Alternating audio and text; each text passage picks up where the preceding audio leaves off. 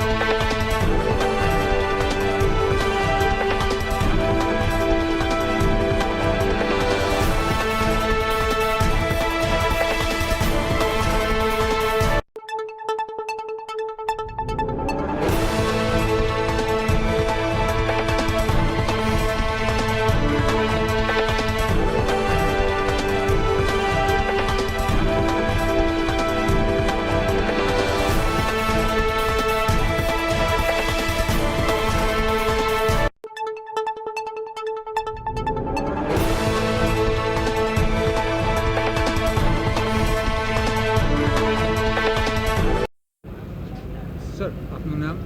આવતીકાલથી લીજન ક્રિકેટ ચાલુ રહે છે, તેના વિશે કંઈ જાણકારી? ડૉક્ટર નૈમેશ દેસાઈ, માનદ મંત્રી, SDCA, Lalbhai contractor stadium, Surat.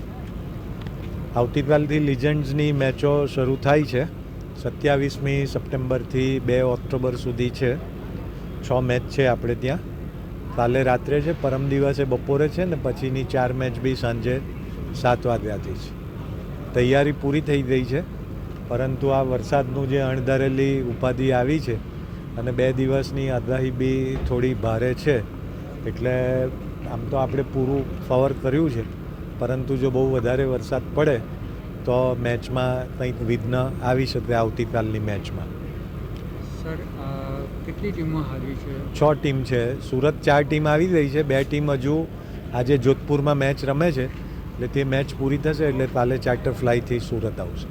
Sir, કંઈ ટિકિટ માટે કંઈ ટિકિટ ઓનલાઈન ઓફલાઈન મળે છે। 500 રૂપિયા ટિકિટનો ભાવ છે ને બારી પણ ચાલુ છે ને ઓનલાઈન પણ મળે છે પેટીએમ ઇનસાઇડર। એ હવે આપણને બહુ આઈડિયા નથી, એ લીજન્ડ્સવાળાને તમારે પૂછવું।